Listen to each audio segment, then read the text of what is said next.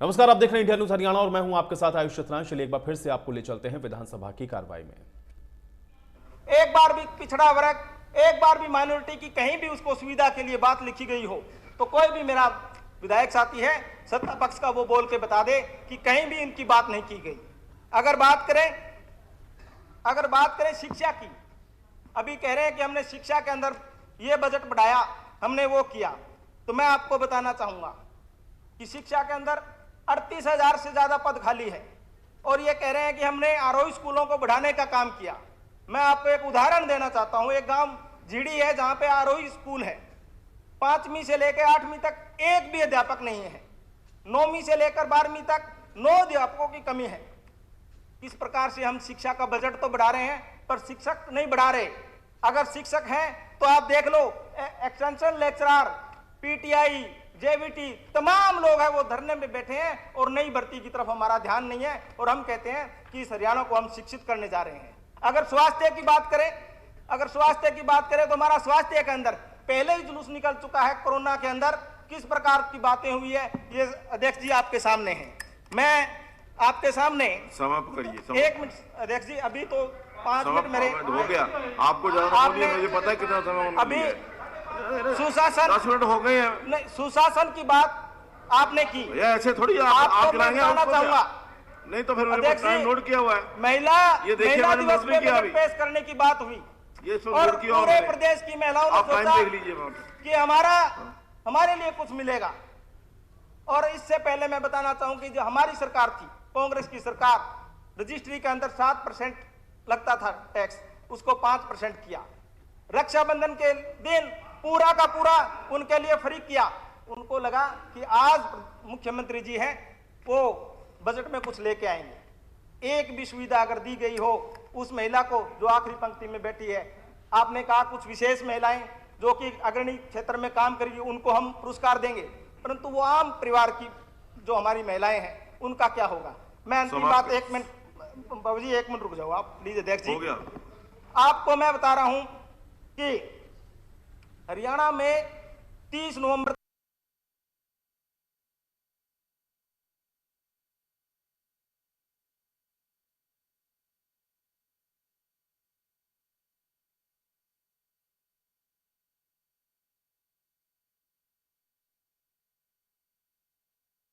उनतीस अपहरण हुए हैं। किस सुशासन की बात कर रहे हैं आप? मैं आपको आपके माध्यम से इस सरकार को बताना चाहूंगा कि जैसे ओल्ड पेंशन स्कीम की बात हुई, बिल्कुल यह जब राजस्थान की कांग्रेस सरकार ने, छत्तीसगढ़ की कांग्रेस की सरकार ने लागू कर दिया तो हम क्यों नहीं कर रहे? अगर अध्यक्ष जी 2 मिनट आप और दीजिए। हो गया। श्री सोमवीर सांगवान जी, है नहीं, श्री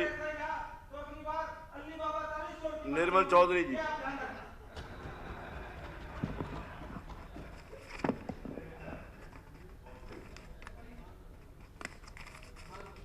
माननीय अध्यक्ष महोदय, आपने मुझे बजट पर बोलने का मौका दिया, आपका बहुत बहुत धन्यवाद।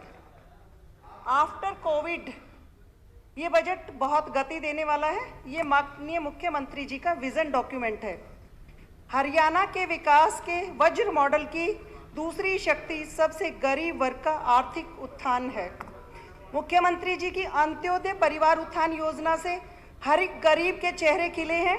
PPP के सत्यापन से अब आयुष्मान भारत के लिए लोगों को अब दफ्तरों के चक्कर नहीं काटने पड़ेंगे। हमारी सरकार ने महिला सशक्तिकरण को बढ़ावा देते हुए सुषमा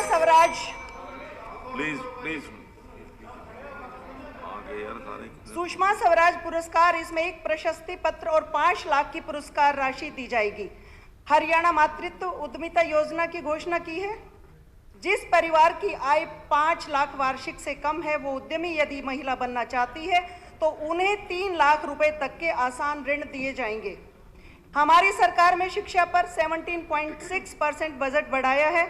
माननीय मुख्यमंत्री जी शैक्षणिक सुविधाएं बढ़ाते हुए 3 नए महिला कॉलेज खोलने की घोषणा की है, जिनमें से एक कॉलेज गन्नौर में भी है। इसके लिए पूरे गन्नौर की जनता की तरफ से मैं आपका बहुत बहुत धन्यवाद करती हूँ। सोनीपत जिला 22 दिसंबर 1972 में हमारा प्रदेश जिला बना था। गन्नौर सब डिवीजन जो है 19 फरवरी 1980 में बना और उसकी बिल्डिंग 1991 में बनी। ये 11 वर्ष का डिफरेंस ये बताता है कि हमारे काम की गति क्या थी। पर्यावरण पर हमारा 16.5% की बजट की बढ़ोतरी हुई। इस क्षेत्र में उत्कृष्ट योगदान को बढ़ावा देते हुए हरियाणा के प्रख्यात पर्यावरणविद स्वर्गीय श्री दर्शन लाल जैन के नाम पर एक नए पुरस्कार की घोषणा की गई, जिसमें 2 व्यक्तियों को क्रमशः 3 लाख और 1 लाख रुपए की राशि पुरस्कार के रूप में दी जाएगी। महिला बाल विकास पर 33.7% की वृद्धि। डॉक्टर अंबेडकर मेधावी छात्र योजना स्कॉलरशिप 8,000 रुपए से बढ़ाकर 12,000 रुपए सालाना की गई। लोक निर्माण एवं सड़कें 59.2% बढ़ोतरी की गई। बजट की हर क्षेत्र में, चाहे वो किसान हो, गरीब कल्याण हो, कोई भी हो, पूरा का पूरा ध्यान रखा गया है। माननीय अध्यक्ष महोदय, मैं विधानसभा के इस पावन मंदिर में बहुत संघर्ष के बाद पहली बार यहाँ चुनकर पहुंची हूं और जब मुख्यमंत्री जी पहली बार चुनकर आए तो इनकी विचारधारा सुनकर ये लगता था कि ये कैसे संभव हो पाएगा। इन्होंने इतना कठिन सिलेबस स्वयं के लिए तय किया है और ये बहुत बड़ी चुनौती थी कि योग्यता के आधार पर क्या नौकरियां दी जाएंगी, क्या संभव हो पाएगा, लेकिन ये संभव हुआ। उस समय विपक्ष बहुत चुटकियां लेता था, लेकिन माननीय मुख्यमंत्री जी ने ये सब काम कर दिखाया। सबका विकास और सबका साथ। मैं एक बात कहना चाहूंगी कि आदमी वो नहीं जिसे हालात बदल दें, आदमी वो है जो हालात को बदल दे। माननीय अध्यक्ष महोदय, आपने सदा सबका मनोबल बढ़ाया है। ऐसी परंपराएं लाए हैं कि आपने एक दिन महिला दिवस पर हम बहनों से सदन की कार्यवाही भी चलवाई थी और अब जो है आपने एक बेस्ट लेजिस्लेटर का अवार्ड, ये भी परंपरा चलाई है। तो इस अवार्ड की जो परंपरा है, इसका चयन एक पूरी की पूरी समिति करती है और आपने इसमें जो ये चयन किया, आपने ये मौका हम सबको दिया, भाइयों को दिया, मुझे भी दिया। इसके लिए मैं आपका बहुत बहुत धन्यवाद करती हूँ।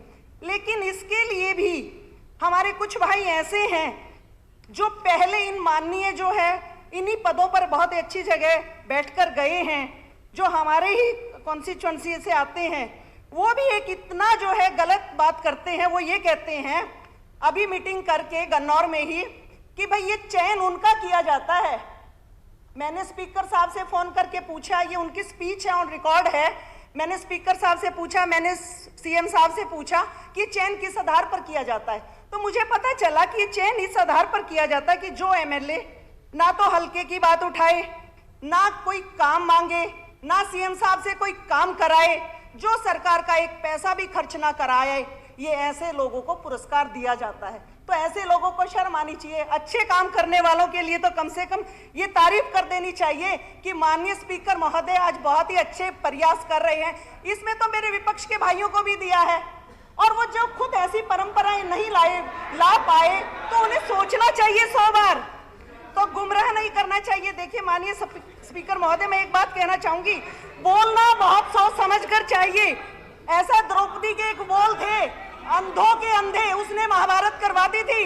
नहीं, वो अपने किसी वहां के साथी की बात बता रहे हैं। अगर आप किसी की तरफ एक उंगली उठाते हो तो 3 उंगलियां आपकी तरफ भी इशारा करती हैं। मैंने एक चीज देखी है बहुत अच्छे से, छाछ तो बोले 100 बार, छलनियां भी बोलती हैं यहाँ पर। तो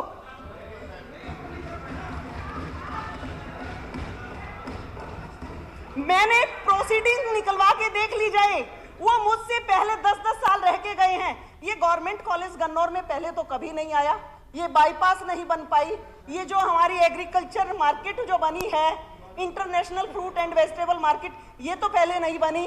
पहले रेल कोच फैक्ट्री तो नहीं बनी गन्नौर में, ये सब चीजें तो नहीं आ पाई। ट्रॉमा सेंटर जो है, बाईपास है, ये जो है, ये सब चीजें जो है हमारी सरकार लेकर आई, कागजों में थी। मैं सिर्फ ये बताना चाहता हूँ, फ्रूट एंड वेजिटेबल मार्केट बहुत पहले की बनी हुई है, प्रपोज्ड। उसमें काम अब शुरू हुआ जी, हम रोज वहीं रहते हैं, हम ग्राउंड पे देखते हैं, उसमें काम नहीं शुरू हुआ था, काम अब शुरू हुआ है। ये आप जाइए और चेक कर लीजिए। और मैं तो एक बात कहती हूँ जी, सोनीपत के साथ सदैव धोखा हुआ है। 10 साल तक हमेशा ये कहा जाता था कि रोहतक का छोटा भाई सोनीपत है, एक आंख जो है सोनीपत है। जब पार्लियामेंट का चुनाव था, पत्रकार भी पूछते थे, जो हमारे वहां से कैंडिडेट थे, जो माननीय सांसद,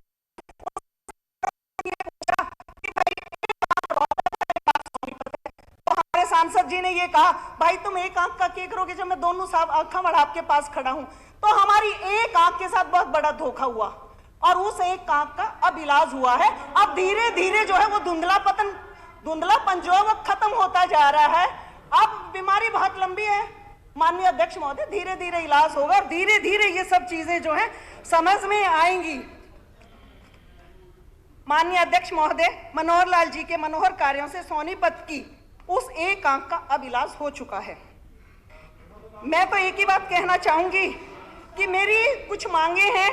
हमारे गन्नौर में जो है एक सतकुंभा धाम है, बैठ जाओ, तो जो है करते रहते हैं ऐसे, बैठे सतयुग बैठे के बातें राजा, करते रहते हैं, ठीक नहीं है। सतयुग के राजा चकवाबेन की राजधानी है और वहां से जमुना निकलती थी। वो सतकुंभा धाम जो है कृष्णा सर्किट योजना के साथ जोड़ा जाए और हमारे गन्नौर में रेल कोच फैक्ट्री आ गई है और अपनी इंटरनेशनल मार्केट आ गई है। तो इसके साथ ही बड़ी गांव में पंचायती लैंड पड़ी है, वहां पर अगर एक ट्रॉमा सेंटर और बना दिया जाए तो माननीय मुख्यमंत्री जी की बहुत बहुत मेहरबानी होगी। देखिए, कुएं में उतरने वाली बाल्टी यदि झुकती है तो भर कर आएगी।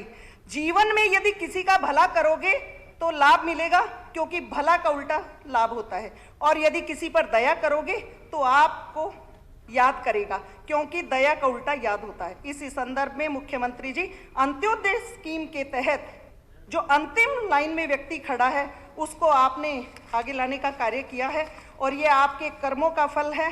कहते हैं भगवान न किसी की बनाता है न किसी की बिगाड़ता है, सब कुछ हमारे कर्मों का फल है। माननीय मुख्यमंत्री जी, आपकी ख्याति आपके कर्मों का फल है। आपने मुझे बोलने का मौका दिया, धन्यवाद। श्री रामकरण काला जी। महोदय, मेरे को अपना बोलने का मौका दिया, आपका बहुत बहुत धन्यवाद। मैं तो आपसे यही विनती करूंगा, हमारे जो क्षेत्र के जो काम है मुख्यमंत्री ना डिप्टी सीएम ना पहले बहुत अच्छे करे। जो हमारे काम है, एक तो हमारा जो सबसे पहले तो हमारे गामचूर नीमा लड़कियां कॉलेजिया वहाँ 50-60 गाँव, कम से कम भी सारे गाँव के वहाँ एक कॉलेज खुल जा तो बहुत अच्छी बात है। तो लड़कियाँ दूर जाना पड़ता पढ़ने के लिए। दूसरा हमारा जो मैं बजट की बात करूँगा, मैं ये कहूँगा जो आज जिम्मेदार या मजदूर फैक्ट्री सब एक है। जो हमारा बिजली महकमा मंत्री जी बैठे, जो थोड़ा बिजली में जो अगर हमें छूट दे दे तो बिला में तो अच्छी बात, उसमें सारे जिम्मेदार भी फैक्ट्री वाले भी उसमें सब चीज़ आएगी। उसमें थोड़ी छूट दे दे, बिल थोड़ा कम हो जा तो उसमें फायदा हो जाए सबका। हर जाति 36 ब्याज जाती है तो थोड़ा उसमें कम। मैं डिप्टी सीएम से, सीएम साहब से, बिजली मंत्री से कहूँगा भी थोड़ा बिजली का बिल कम करा जाए। हर वक्त उसमें आता है। हमारे जो मंत्री जी चले गए, नहीं वो तो बैठे हो तो नहीं मेरे पास। हमारे मंत्री चले गए बबली जी, मैं कहूँगा जो 2 लाख रुपया इसने करा भी, मान ले ये 2 लाख वीडियो लगाएगा टेंडर का, मैं कहूँ 10 लाख रुपये तक नहीं टेंडर होना चाहिए ताकि हमारे काम हो जाए। तो सारे काम रुक गए। 2 लाख में क्या काम होगा? 2 लाख में तो 4000 ईंट नहीं आती। तो मैं कहूँगा भी ये 10 लाख रुपये का टेंडर नहीं होना चाहिए, 10 लाख रुपये वीडियो लगाना चाहिए। वीडियो को 10 लाख रुपया हमारा ये जरूरी है, क्योंकि हमारे तो कार्य रुक जाएंगे सारे। तो दूसरा हमारे जो आज गरीब आदमी है, मजदूर किसान है, झुंगी झोपड़े हैं, सबको प्लाट मिल गए। क्या उनका भी आका जो झुंगी झोपड़े में आप 50 साल से 60 साल से झुंगी झोपड़े पड़े, चाहे सिकलीगर है चाहे बाजीगर है, कोई भी जाति का, उनको भी प्लाट देना चाहिए। चाहे बागड़ी लुहार है, उनको प्लाट मिलने चाहिए। और सड़क के ऊपर बैठे कम से कई साल हो गए। दूसरा हमारा ये एक शाहबाद के अंदर मैंने पहले ही बात कही थी, हमारे जो बाजी कॉलोनी है वो रेलवे की जगह में 70 साल से बैठे। सरकार ने उनको स्कूल भी दिया, गलियां भी दी, मकान भी दिए। आज जो 7000 आदमी को कहते हैं भी यहाँ से उठाओ, वो रेलवे की नहीं है जगह, वो हमारी हरियाणा सेंट्रल गवर्नमेंट की जगह है। हरियाणा जो सरकार, उनको अपनी तरफ से चाहे पैसे दो, उनको जहाँ बैठे उनको वहीं रहना चाहिए, ताकि रेलवे के कोई अनास नहीं, रेलवे अलग है, वो जगह अलग है, वो जगह उनको वहीं मिलनी चाहिए जहाँ बैठे, ताकि आज 20-20 लाख रुपए 4-4 लाख रुपए मकान के पास लगा क्या, वो कहाँ उठाएगा जाएंगे? इतना तो गवर्नमेंट भी नहीं दे सकती। तो जो गवर्नमेंट जो वो वहाँ जो बैठे हैं बाजीगर, जो कोई भी छत्ती ब्यादी बैठी, वो गवर्नमेंट हमारी स्टेट गवर्नमेंट सेंट्रल गवर्नमेंट को पैसा दिया जाए, उसको जो 2 किले 4 किले हैं।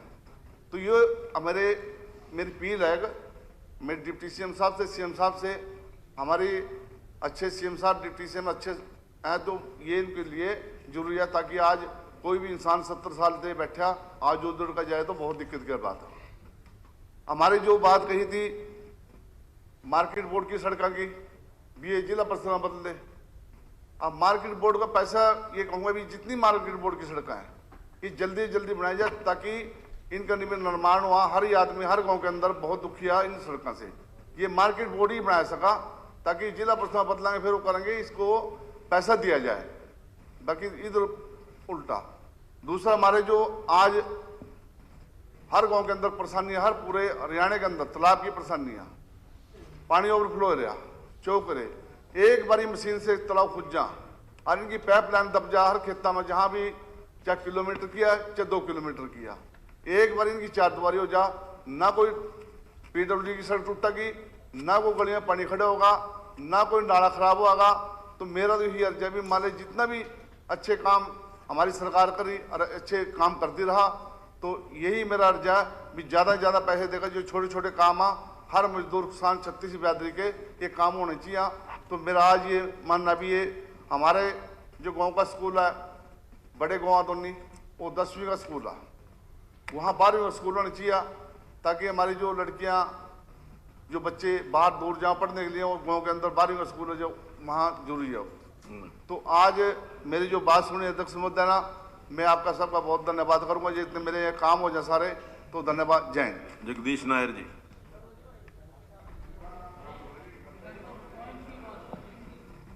बहुत बहुत धन्यवाद, आपने मुझे बजट पर बोलने के लिए समय दिया। अध्यक्ष महोदय जी, बजट किसी भी सरकार का एक वित्तीय प्रबंधन होता है और हर सरकार अपने वित्तीय प्रबंधन के लिए पैसा जुटा के हर एक विभाग का किस तरीके से कामकाज किया जाए, कैसे प्रदेश का विकास किया जाए, ये तैयार करती है सरकार। माननीय हमारे मुख्यमंत्री आदरणीय श्री मनोहर लाल खट्टर जी ने जो बजट, तीसरा बजट पेश किया, ये बहुत ही कल्याणकारी, प्रगतिशील और हर वर्ग को लुभाने वाला बजट है। इस बजट में हर वर्ग का ध्यान दिया गया है। यह 1,77,255.99 करोड़ रुपए का बजट पेश किया गया है। इस बजट में सभी वर्गों की प्रगति और विकास का ध्यान रखते हुए पिछले साल के बजट की अपेक्षा पिछले साल का बजट 1,54,384.40 करोड़ रुपए का बजट था। आज के बजट में पिछले वर्ष की अपेक्षा 15.6% की वृद्धि दर्शाई गई है। बजट की पूंजीगत व्यय 61,057.36 करोड़ रुपए हैं। राजस्व व्यय 198.63 करोड़ रुपए 34.4% और 65.6% के पूंजीगत व्यय में बढ़ोतरी हुई, राजस्व व्यय में कमी आई। अध्यक्ष महोदय, इस बजट में शिक्षा, स्वास्थ्य, सिंचाई, बिजली, सड़क परिवहन, महिला विकास, खेल, युवा मामले, पुलिस, सामाजिक न्याय, ग्रामीण विकास, शहरी विकास, जन स्वास्थ्य, अभियांत्रिकी विकास, कौशल विकास, रोजगार, कृषि आदि पर ध्यान दिया गया है। मैं शिक्षा के क्षेत्र की बात करना चाहूंगा। अध्यक्ष महोदय, 20,250.57 करोड़ रुपए हमारी हरियाणा सरकार ने शिक्षा के लिए आवंटित किया है। हमारी सरकार हरियाणा के अंदर संस्कृति मॉडल स्कूलों की संख्या बढ़ा के 138 से 500 करने के लिए जा रही है, जिससे शिक्षा के स्तर में एक बहुत बड़ा सुधार आएगा। 3 शहरों में महिला कॉलेज खोलने के लिए इस बजट में प्रावधान किया है। पढ़ने वाली लड़कियों की अच्छी और सुरक्षित परिवहन व्यवस्था हो, इस बजट में इसका भी जिक्र किया गया है, जिससे हमारी बहनें पढ़ने के लिए आगे आएंगी। सभी कॉलेजों में 10 स्मार्ट क्लासरूम बनाने का इस बजट में प्रावधान किया है। विद्यार्थियों की साल में 2 बार स्वास्थ्य जांच की जाए, ये भी एक अच्छी सरकार की पहल है।